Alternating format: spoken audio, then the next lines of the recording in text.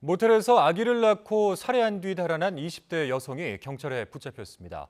엄벌에 처해야 할 범죄는 분명히 맞지만 영아를 유기하거나 또는 살해하는 사건이 10년 동안 무려 1,400여 건이 발생하는 만큼 범죄를 예방할 수 있는 방안 마련이 시급해 보입니다. 김철희 기자입니다. 경기 안양시에 있는 한 모텔. 지난 22일 오후 3시쯤 이곳 모텔 직원으로부터 신생아가 발견됐다는 신고가 경찰에 접수됐습니다. 객실 화장실 안에서 수건에 둘러싸인 아기의 시신이 발견된 겁니다. 유망하네. 한또 와가지고 그 차에서 해서 잘 묶어서 이렇게 가더라고. 추측상 그게 애 같다.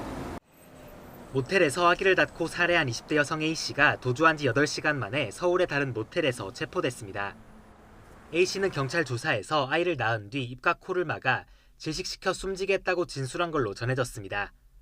10대 때 가출한 뒤 성매매에 종사해 아이 아버지가 누군지 모르는 상황에서 범행을 저지른 것으로 보입니다. 미혼모의 영아 유기 살해 사건은 꾸준히 이어지고 있습니다. 지난 5월 서울 용두동에선 10대 여성이 신생아를 쓰레기 더미에 유기했으며 경기도 평택에선 20대 여성이 아기를 변기에 넣어 숨지게 한 사건도 발생했습니다. 지난 2011년에서 2020년까지 10년 동안 발생한 영아 살해 유기 사건은 무려 1,400여 건에 달합니다.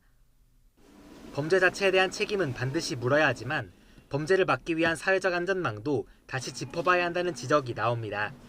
현재 저소득 미혼모가 지원받는 생계급여, 양육비, 아동수당 등은 한 달에 100만 원 남짓.